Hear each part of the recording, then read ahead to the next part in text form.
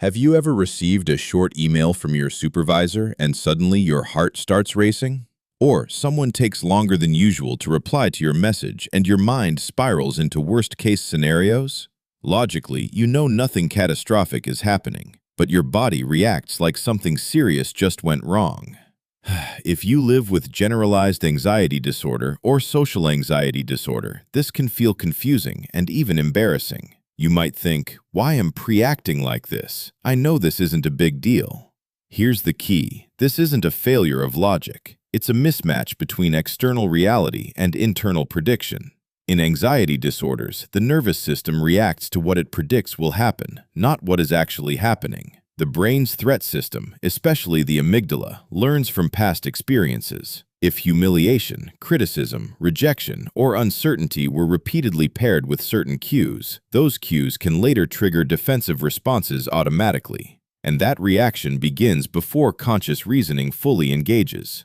First, conditioned threat learning. Through repetition, neutral situations become linked with emotional discomfort. Maybe public speaking once led to embarrassment. Maybe authority figures became associated with criticism. Maybe chronic worry turned imagined scenarios into emotionally charged experiences. Over time, the brain strengthens those associations. The amygdala becomes faster at activating defensive responses. Your body mobilizes quickly. Increased heart rate, muscle tension, stomach discomfort, even if the current situation is objectively safe.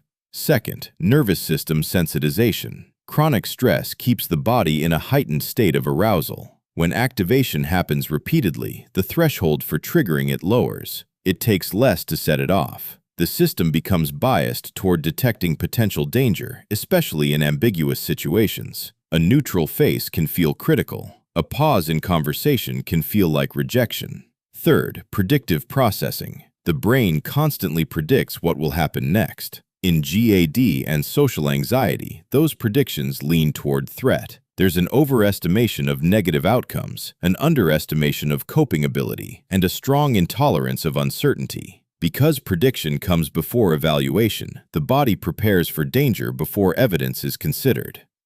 This is why you can think, this is irrational, while still feeling intense anxiety. Defensive circuits operate through fast pathways to the amygdala. Cortical regions responsible for reasoning take longer to process. By the time logic steps in, the stress response is already underway. In generalized anxiety disorder, worry acts as constant future-oriented threat simulation. It temporarily reduces uncertainty, which reinforces the habit. But repeated rehearsal strengthens threat networks, encoding the future as dangerous. In social anxiety disorder, attention turns inward. Ambiguous social cues are interpreted negatively. After interactions, rumination strengthens memories of perceived mistakes. Social situations gradually become conditioned predictors of humiliation, even when outcomes are neutral. Insight activates thinking systems. Conditioned fear responses live deeper in the brain. That's why understanding alone rarely shuts anxiety off.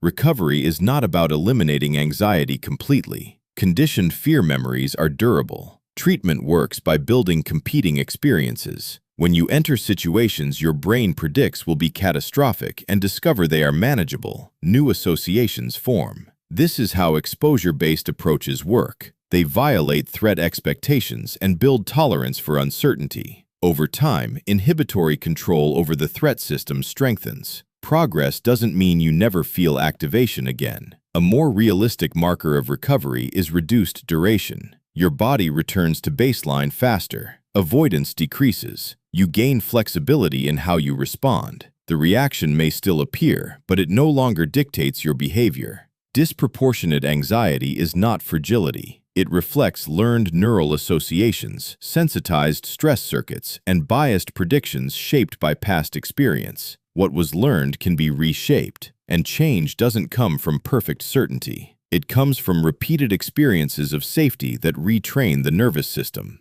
If this helped you see your reactions differently, subscribe for more evidence-based insights into anxiety and like this video so it reaches someone who needs it.